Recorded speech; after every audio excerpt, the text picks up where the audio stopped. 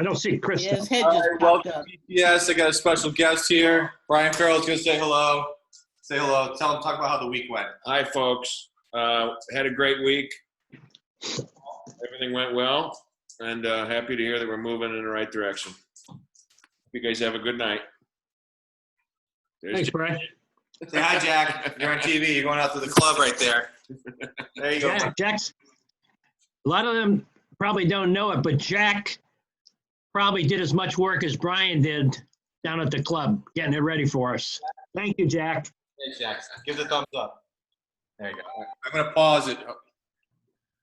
All right, folks. Brian Farrell, thank you for that little intro there. It was good to see you on camera. This might be the second to last or last update that we'll be doing.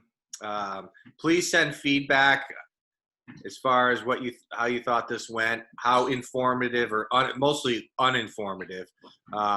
Also, we'd like to hear feedback on Lynn's poems. Please send all the feedback to Lynn. We'd like to see a lot of emails go out to Lynn about her poetry readings, okay? So with that being said, the one-time champion, Paul Salvatore, give it up, folks. Let's go. Thanks, Mark. I'll start off with the statistics again. Worldwide, there are over 7 million cases with over 400,000 deaths. In the U.S., there's over 2 million cases with 112,000 deaths. In Connecticut, there's 43,239 cases with over 4,000 deaths. What I'll do, I'll just give you the breakdown of the cases in some of the towns. Avon, there's 124 cases. Canton, there's 92 cases. Farmington, there's 195 cases. Simsbury, 110. And West Hartford, 677. So there hasn't been a lot of change since the last week on those cases. As you know, last week, we started our phase 1 of the reopening, and you heard from Brian. I think it went well. I'd like to thank everybody that did come down because they adhered to the protocols and the restrictions that were out there. They did a nice job with the social distancing and all the new protocols. Hey, Paul.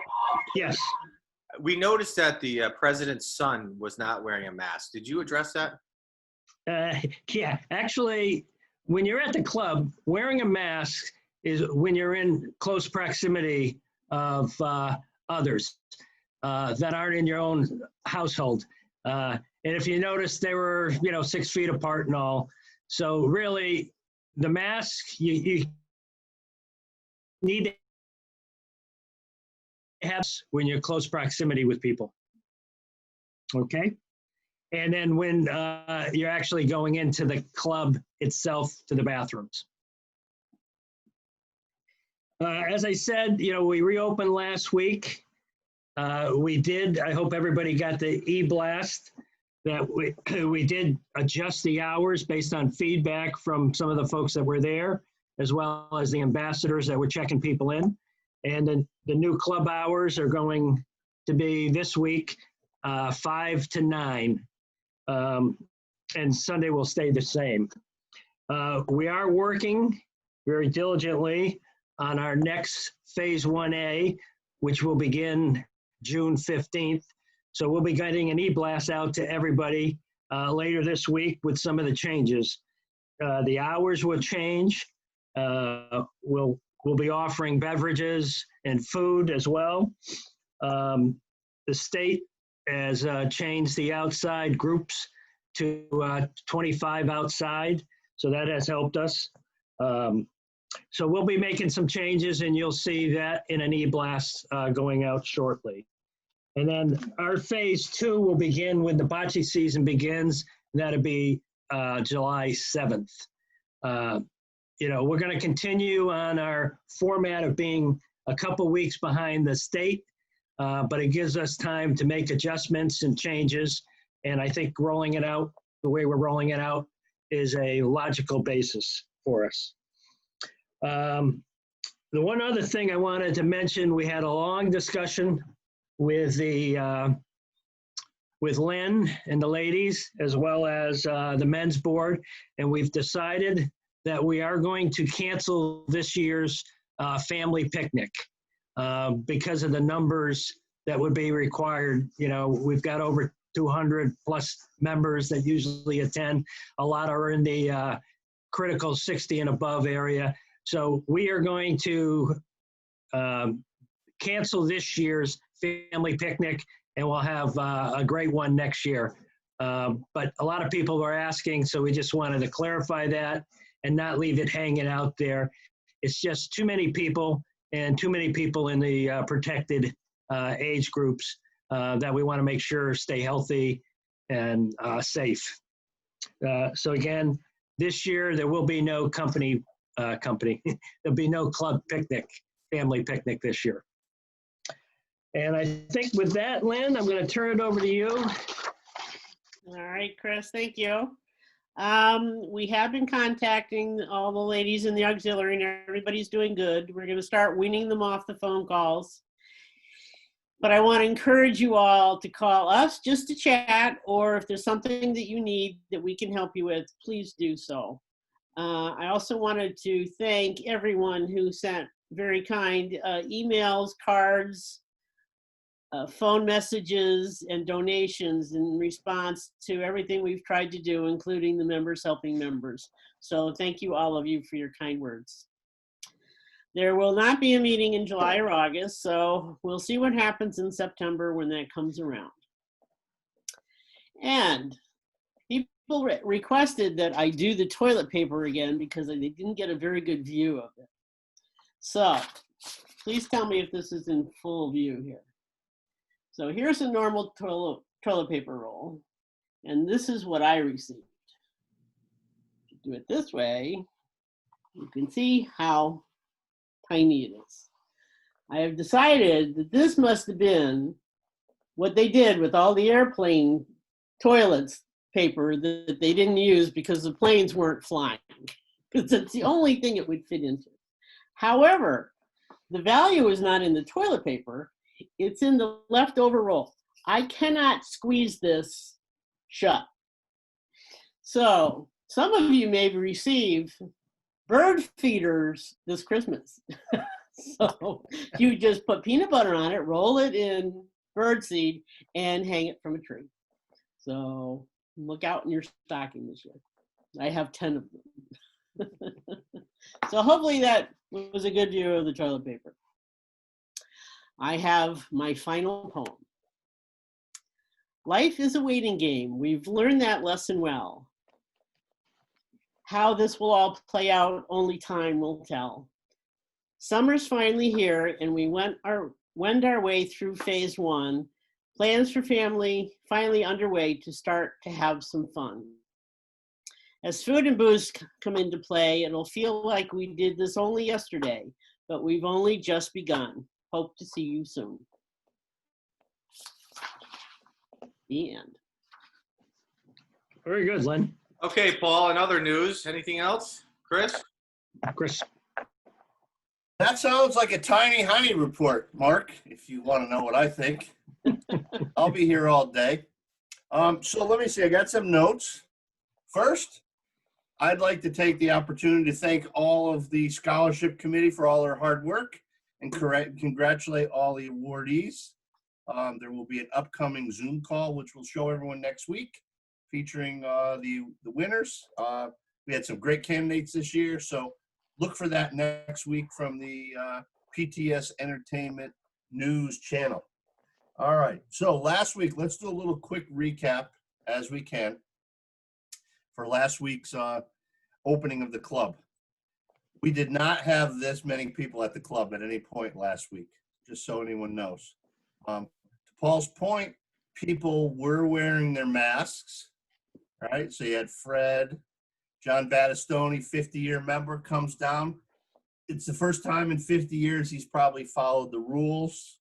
We focus on keeping calm and keeping clean, which is important. Let's see if we have any protocol information here. I have to go through here. Got a lot of pictures here. So let's see if I can find something that makes sense for everybody. You might have some bocce ones, Chris. I do have some bocce information there for you, Paul. I was gonna go into that in just a No, second. I meant pictures of the bocce protocol. Oh, I have that too. Well, we're gonna have a meeting coming up next week. So we'll hop over to the bocce protocol just for right now. So next week we have a captain's meeting on Tuesday. The grounds are open. There will be some snacks and some beverages available for purchase, which are fantastic for all those who come down. Mandatory for the captains, 6/16 at 6 o'clock. Let's see what else I have. In talking about that, I should let you know that. What's that? Are you coughing? I just coughed. Oh, COVID alert. Hold on a second. So anyway, we have some stuff to talk about for bocce. Just the rules for the upcoming season, which are good. Short season, 7 weeks. Lots of good stuff. We're finalizing the teams. Some of your favorite friends will be in attendance next Tuesday. So you should know that. People that you've missed and loved, they will be there on Tuesday night. So pay attention. Make sure you do recognize them. Our friend Morgan, our friend Tito, and his brother Carlo will be in attendance there. All sponsored by the Corona. So that's been a lot of fun. So we're in good shape with that. Let's see if we can find the real guys who are going to make it all work for us. Hang on 1 second. It's hard to find these things. We might have to just see them in person. Oh, there they are. There's some of our handsome bartenders. Jamie Mateo, Ed Mateo, Mark Hill, Peter French. And who is the guy over there that looks just so relaxed and normal? It was pre-COVID, that's for sure. Chris, he has a drink in his hand and he's behind the bar. Well, that could be. That could be. I don't think he was No, working that was that outside. You can see That it's was outside. Those were better days. Those were better All in days. front of him. All right, so we've knocked out a lot of our stuff. We do have one more piece of business to attend to before the end of the evening. It's just been a question of when it's going to happen. Finally, after 2 weeks of a delay, it's just been really hard to catch up with people, right? It is the PTS Lookalike Grand Finale coming to everyone at PTS Live. And it's time to get serious about this, people. I hope everyone's paying attention because we have the special Grand Finale jacket. We're ready to go. We're going to make the announcement of all the winners tonight. Mark Hill is finally going to come out of the cellar and be ready to roll. And we're going to be ready to give all the winners and make out with the awards for tonight. So that's all I have for tonight. I don't have a poem. I don't have any toilet paper things or anything like that. Not at that presidential level. They don't let me have that much airtime. But hopefully, the gold lame jacket. What more do you want? I know. Well, we're bringing it up. We're trying to class the place up tonight. We're trying to do a little bit of, a little preview to coming attractions on the PTS broadcast. So look for that tonight after this broadcast. Look for the winner. We'll see everyone next week. Again, our friends are back. It's fantastic. As I like to say, there's food, and we're back to the festival of all good things Italian. Paul, you notice that on every one of these updates, Chris takes the longest and the most time. Well, he has costume changes. He is our communication specialist. And I had to bring my jacket in. Jackets in, jackets out. 10 seconds, and he goes on for 2 hours. Well, not as many people are dying this week anymore, so Paul's numbers are down. He doesn't have much to talk about. Yes, it's good. It's all good. Listen, people, this is the most important message of the night. The club has been closed for like 6 months. You have 6 months to get the bar revenues up once the thing opens at the third part of our phase in Connecticut. So let's get going here. Come down. All while staying sober enough to drive home. Always, of course, Lynn. That's a great point. Or take a Uber. You can always leave big tips for the bartenders, and you can overpay for your drinks. Yeah, You don't have to take them. yeah. You can prepay your season. Prepay your season. I like that. So that's it. That's all I have. I'm trying to encourage people to have a good time. Summer's here. 85 degrees. Come to PTS. Okay, Paul, we're going to wrap this up. That's the virtual hook, if you didn't notice. Yeah. All right. Thanks, Chris. Again, last week we opened up. We expanded some hours this week. Next week, there'll be some more expansion to the club. So look for the e-blast, which will kind of lay out some of the changes we're going to make for next week and beyond. So with that, everybody stays safe and healthy, and look forward to seeing you all. Thanks, everybody. Right. Thanks.